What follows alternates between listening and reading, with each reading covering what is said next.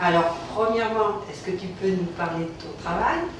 Et deuxièmement, est-ce que tu peux nous parler de la philosophie de cette coopérative et justement auprès des femmes par rapport à la situation des femmes à Madagascar? Eh bien, à propos de mon travail, je ne peux pas dire est-ce que ça avance ou ça n'avance pas, mais j'essaie vraiment de m'imprégner dans le monde des femmes des pêcheurs qui sont des artisanes. Eh bien, mon travail consiste à être toujours à l'affût de leurs demandes, tout d'abord, et puis essayer de faire fonctionner la coopérative pour qu'il y ait du travail et pour qu'il y ait un bon fonctionnement. Et donc, avec la relation avec les femmes ou bien le développement des femmes par rapport à la situation des femmes à Madagascar, je trouve que ces femmes-là ont tout d'abord un avantage d'être membres à la coopérative parce que il y a beaucoup de femmes qui sont dans leur situation, qui ont encore une situation encore plus précaire et qui n'ont pas la chance d'être membres dans une coopérative. Elles savent faire la vannerie, mais il y a toujours la lacune qu'elles n'ont pas eu de chance d'aller à l'école ou qu'elles n'ont pas eu de chance de pouvoir faire étudier tous ces enfants ou d'étudier elles-mêmes, alors qu'il y a celles qui ont encore plus de désir à acquérir plus de connaissances, mais déjà dans le monde de l'artisanat, eh bien, elles sont quand même avantageuses d'avoir à la fois la coopérative et maintenant qu'on a l'atelier, eh bien, elles évoluent quand même dans l'artisanat, dans les savoir-faire. Et puis, il y a aussi des échanges entre les femmes quand elles viennent ici. Eh bien, ça fait quand même plus d'ouverture d'esprit. Enfin, ce que je constate.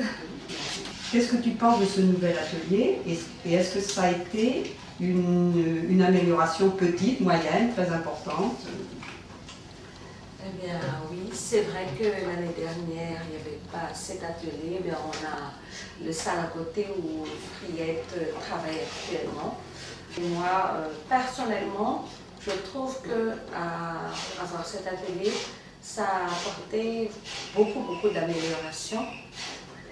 Tout d'abord sur le plan technique, parce qu'il y avait beaucoup de machines qui étaient là. Elles étaient bien abritées dans l'armoire. Et depuis qu'on a l'atelier, on a sorti les machines. Et donc les machines ont été utilisées.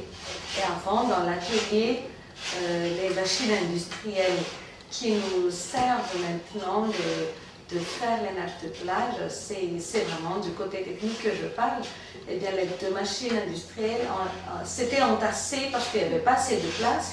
Et que dès qu'on a l'atelier, eh bien, je crois que tous les matériels sont bien utilisés comme il le faut. Il y a de la place et les machines industrielles, avant, personne ne sait utiliser. Mais après une formation, après la réparation de toutes les machines et la révision, eh bien, il y avait eu une petite formation pour l'utilisation des machines industrielles. Et maintenant, on utilise moins les autres machines parce que c'est là qu'on fait la couture sur les matières très épais. Et tous les couturières savent utiliser les machines industrielles. Donc, du côté technique déjà, c'est vraiment une très grande amélioration parce que on utilise les matériels adéquats, quoi.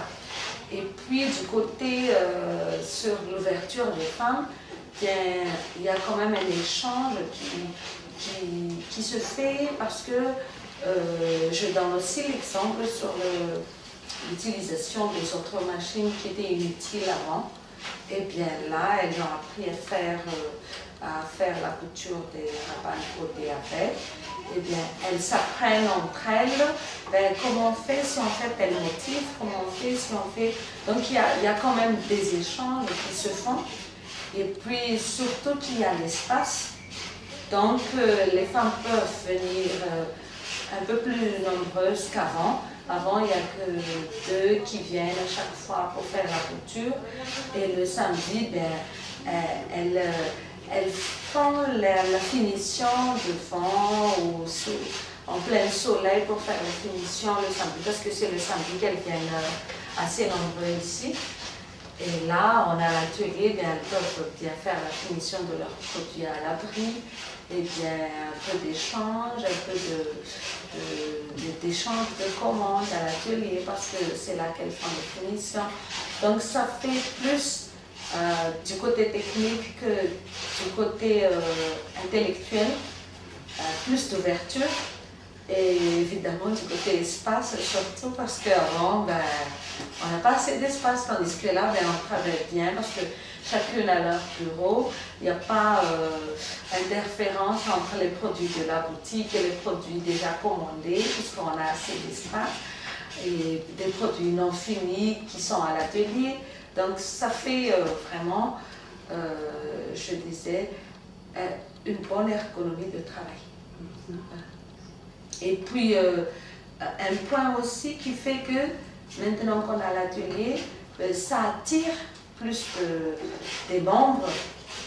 Par exemple, les femmes, au mois de mars, on a adhéré 15 membres. Et ce mois-ci, on a adhéré 47 membres qui viennent de Livourne parce que ça les attire, qu'il y a une opportunité de pouvoir améliorer dans l'artisanat. Elles sont déjà vanneuses, mais le fait qu'il y a l'atelier, qu'il y a tout le matériel là-dedans, ça les attire plus. Et on les a adhérés à la coopérative parce qu'on sait qu'on a une capacité de pouvoir faire travailler plus pour diversifier les produits.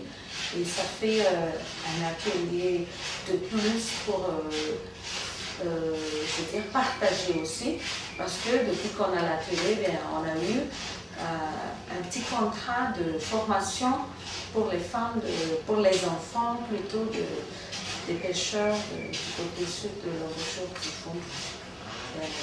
Peut-être en décembre, elles viendront ici pour apprendre les machines, mais ce n'est pas à nos frais, c'est aux frais de Format Prod, qui est vraiment un organisme d'appui qui fait l'insertion professionnelle des jeunes. Donc ça fait quand même un petit avantage de partager et à la fois faire travailler. Autrement, cet atelier, on a cru comprendre aussi qu'il permettait des réunions des comités.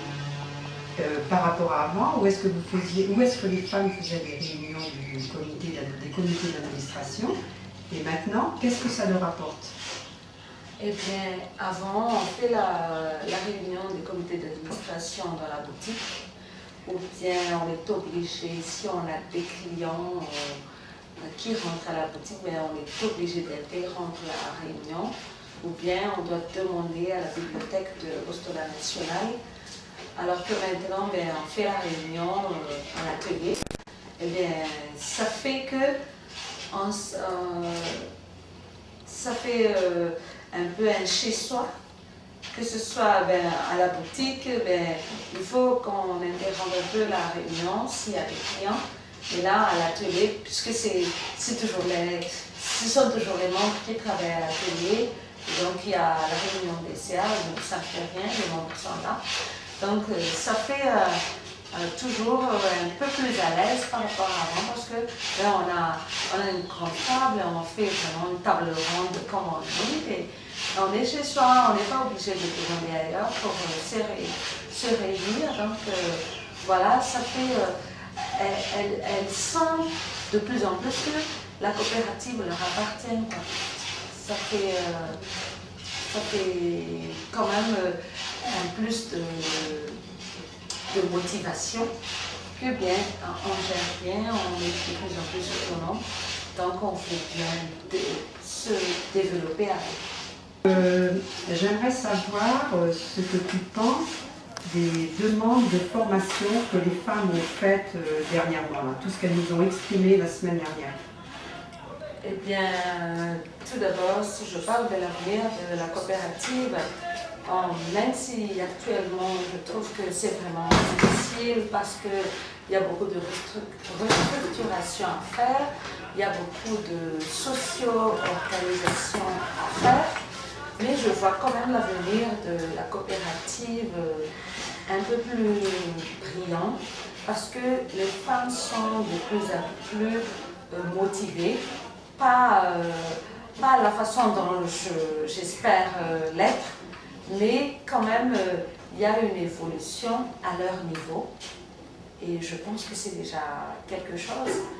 Et par rapport à la demande qu'elles ont fait récemment hier, eh bien, je pense qu'elles ont fait une demande vraiment à leurs besoins parce que c'est vrai qu'elles ont besoin de beaucoup de formation à leur niveau, mais elles ont su distinguer quel est vraiment notre besoin à court terme d'abord, à moyen terme après, et peut-être à long terme un peu plus, parce qu'elles se soucient plus de leurs enfants d'abord, mais dans la coopérative, si elles peuvent acquérir quelque chose pour apporter un peu de plus à la maison, afin que leurs enfants puissent en bénéficier, eh bien, je pense qu'elles ont fait quand même une demande assez raisonnable et par rapport à leur niveau aussi.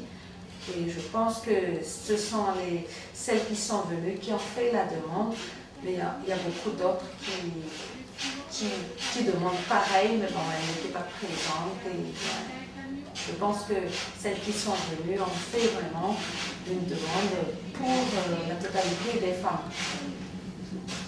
Bon, écoute, on va arrêter là. Au nom de Madagascar Solidaire et au nom de la délégation, déjà merci pour avoir répondu à nos questions. Et puis merci pour ta collaboration parce que bon, moi, en tant que nouvelle présidente, je peux dire que ta façon de travailler et notre façon de communiquer m'a beaucoup aidée. J'ai fait tout simplement ce que je peux, et pas modestement, mais je trouve que je peux encore faire beaucoup mieux.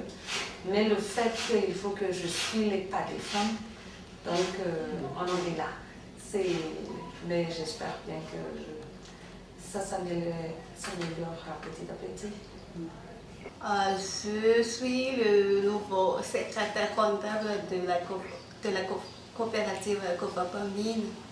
Mais après quelques temps, le travail ça marche bien avec l'accompagnement de Mia, c'est la directrice.